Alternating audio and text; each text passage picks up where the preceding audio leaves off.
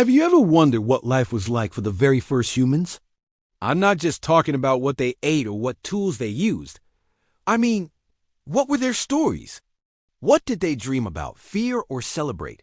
It sounds impossible to know, right? Their world is separated from ours by tens of thousands of years. They left no written records, no history books. But what if I told you they did leave us messages? Stories written not with words, but with paint and stone, hidden away in the deep, silent darkness of caves. These are the first human stories, and today we're going to travel back in time to read them.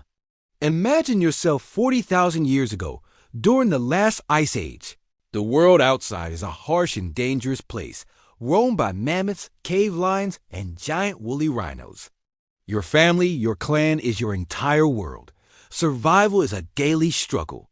But in the flickering firelight of a deep cave, something magical happens. An artist picks up a piece of charcoal or a lump of red ochre. They place their hand against the cold stone wall and blow pigment around it, leaving a ghostly silhouette. This handprint says, "I was here. I existed." It's the oldest signature in the world, a direct connection from their hand to our eyes across an ocean of time. These weren't just simple handprints. The caves of Lascaux in France and Altamira in Spain are like prehistoric art galleries. The walls and ceilings are covered in breathtaking paintings of animals. We see powerful bulls, herds of galloping horses, and graceful deer. What's fascinating is how they're painted. The artists used the natural bumps and curves of the cave walls to give the animals a three-dimensional feel, making them seem alive and moving in the dancing torchlight. This wasn't just decoration. This was a story. Perhaps it was a hunting plan, a way to teach the younger generation which animals to hunt and which to fear.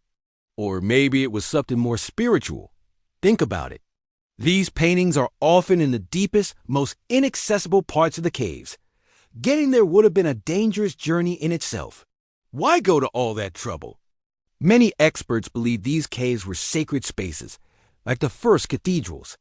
The paintings might have been part of a ritual, a shamanistic ceremony to connect with the spirit world.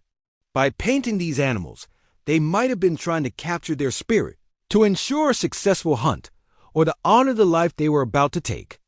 It was a story of respect, of the deep connection between the hunter and the hunted, a cycle of life and death that governed their world.